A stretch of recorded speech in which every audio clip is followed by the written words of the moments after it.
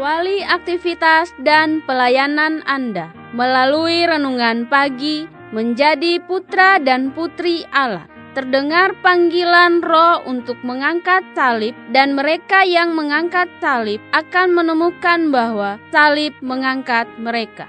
Dituliskan oleh Ellen G. White bersama Pendeta Denny Kanajo. Selamat mendengarkan. Shalom, salam sejahtera untuk para pendengar dimanapun Anda berada saat ini. Kita berjumpa kembali dalam mendengarkan firman Tuhan melalui audio renungan pagi pada tanggal 30 Agustus 2021 dengan judul Salib yang dipikul Simon. Sebelum kita melanjutkan bacaan renungan kita pada pagi hari ini, kembali saya mengajak semua para pendengar yang setia dimanapun Anda berada untuk berdoa bersama-sama. Bapa di sorga, terima kasih Tuhan Yesus pada pagi hari ini sebelum kami melakukan tugas pelayan pekerjaan kami rindu untuk mendengarkan dan belajar tentang kebenaran firman Tuhan. Curahkanlah kuasa Roh Kudus-Mu kepada kami, agar kami dapat mengerti dan mempraktekkan dalam kehidupan kami. Terima kasih Tuhan Yesus. Ampuni kami Bapa, karena kami sudah berdoa hanya di dalam nama Tuhan dan Juru Selamat kami. Amin. Ayat inti kita terambil di dalam Matius 27 ayat yang ke-32. Demikian firman Tuhan. Ketika mereka berjalan keluar kota, mereka berjumpa dengan seorang dari Kirene yang bernama Simon. Orang itu mereka paksa untuk memikul salib Yesus. Mari kita ikuti penjelasannya. Beban juru selamat terlalu berat baginya. Dalam keadaannya yang lemah dan sedang menderita.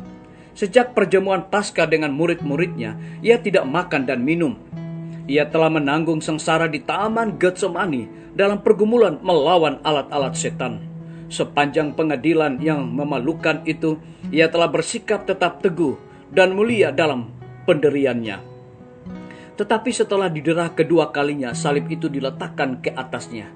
Sifat manusia tidak dapat menanggungnya lebih lagi. Ia jatuh pingsan di bawah beban itu. Orang yang banyak mengikuti juru selamat melihat langkah-langkahnya yang lemah dan terhuyung-huyung. Tetapi mereka tidak menunjukkan belas kasihan. Para penganiayanya melihat bahwa tidak mungkin baginya membawa bebannya lebih jauh. Mereka kebingungan untuk mencari seseorang yang akan memikul beban yang hina itu. Orang Yahudi sendiri tidak dapat melakukannya, karena kecemaran itu akan menghalangi mereka untuk mengadakan Paskah. Malah tidak seorang pun dari orang banyak itu yang mengikuti dia mau membungkuk untuk menanggung salib itu. Pada saat ini, seorang asing, Simon orang Kirene, yang datang dari luar kota, bertemu dengan rombongan itu. Ia mendengar ejekan dan kata-kata kotor dari orang yang banyak. Ia mendengar perkataan yang diulangi dengan penuh penghinaan. Bukalah jalan bagi raja orang Yahudi. Ia berhenti keheran-heranan melihat peristiwa itu. Dan ketika ia mengungkapkan belas kasihannya, mereka menangkap dia dan meletakkan salib ke atas bahunya. Simon telah mendengar tentang Yesus. Anak-anaknya laki-laki adalah orang-orang yang percaya akan juru selamat. Tetapi ia sendiri bukannya seorang murid. Menanggung salib ke Golgota merupakan satu berkat bagi Simon. Dan sejak waktu itu ia berterima kasih karena bimbingan ilahi ini. Hal itu menuntun dia untuk menanggung salib Kristus atas pilihannya sendiri. Dan senantiasa berdiri dengan gembira di bawah bebannya. Salib yang dipaksa supaya dipikulnya Simon menjadi sarana pertobatan. Simpatinya sangat dalam mendukung Yesus dan peristiwa Golgota. Dan kata-kata yang diucapkan oleh juru selamat menyebabkan dia mengakui bahwa Yesus adalah anak Allah. Biarlah bacaan renungan kita saat ini akan menjadi berkat bagi kita semua. Mari kita tunduk kepala dan berdoa. Bapa di sorga, terima kasih karena firman Tuhan pada pagi hari ini mendatangkan berkat dan kekuatan iman kepada kami. Dan juga memberikan penjelasan kepada kami, ada seorang yang bernama Simon telah mendengar tentang Yesus. Anak-anaknya laki-laki adalah orang-orang yang percaya akan juru selamat. Tetapi ia sendiri bukannya seorang murid. Menanggung salib ke Golgota merupakan satu berkat bagi Simon. Dan sejak waktu itu ia berterima kasih karena bimbingan ilahi ini. Terpujilah namamu ya Tuhan.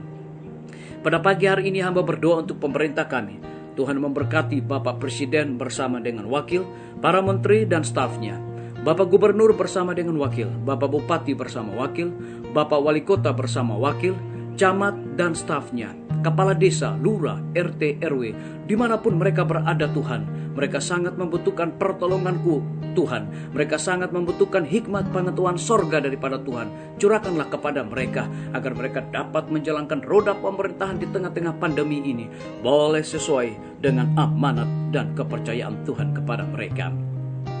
Kami menyerahkan para tim medis, dokter, perawat, bidan, para pekerja kesehatan yang ada di setiap rumah sakit puskesmas yang ada di Indonesia ke dalam tangan kasih-Mu ya Tuhan. Pelihara mereka, berikan kekuatan, kesehatan, sukacita di dalam pelayanan di tengah-tengah pandemi saat ini. Kami menyerahkan guru-guru, kepala sekolah dan semua siswa ke dalam tangan kasih-Mu ya Tuhan. Mereka membutuhkan pertolongan kuasa Tuhan melalui hikmat pengetahuan sorga agar di tengah-tengah pandemi saat ini biarlah guru-guru tetap memiliki dedikasi sorga untuk memberikan pelayanan yang terbaik kepada siswa, dan biarlah siswa menggunakan waktu untuk belajar dengan sungguh-sungguh. Kami berdoa untuk pimpinan-pimpinan organisasi gereja Tuhan, dari tingkat yang tertinggi sampai kepada gembala jemaat. Saat ini mereka membutuhkan akan kuasa Roh Kudus untuk menjalankan tugas yang Tuhan berikan kepada mereka di tengah-tengah pandemi saat ini. Kami berdoa untuk TNI, Polri, PNS, wira swasta, petani, pedagang, nelayan, ojek online, dan saudara-saudara kami yang ada di dalam penjara. Tuhan lindungi dan pelihara mereka selalu, dan biarlah mereka juga bertanggung jawab di dalam segala tugas mereka masing-masing. Kami berdoa juga untuk para pendengar yang setia yang berulang tahun saat ini. Dengan bertambahnya usia yang Tuhan percayakan dalam hidup mereka, mereka selalu bersyukur dan melayani Tuhan senantiasa. Yang sakit di rumah sakit, bahkan rumah, mereka membutuhkan pertolongan kuasa Tuhan, jamah tubuh mereka yang lemah agar dapat memperoleh kesembuhan. Kami juga berdoa untuk saudara-saudara kami yang ada di dalam kebimbangan, hidup dalam ketidakkepastian. Tuhan berikan iman yang teguh kepada mereka untuk terus berharap, bersandar hanya kepada Tuhan Yesus. Kami juga berdoa bagi saudara-saudara kami membutuhkan biaya untuk pendidikan anak-anak mereka.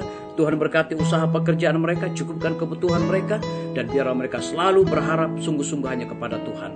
Terima kasih Bapa yang baik, ampuni kami Tuhan, karena kami sudah berdoa hanya di dalam nama Tuhan dan Juru Selamat kami. Amin. Sampai jumpa. Tuhan Yesus memberkati kita semua.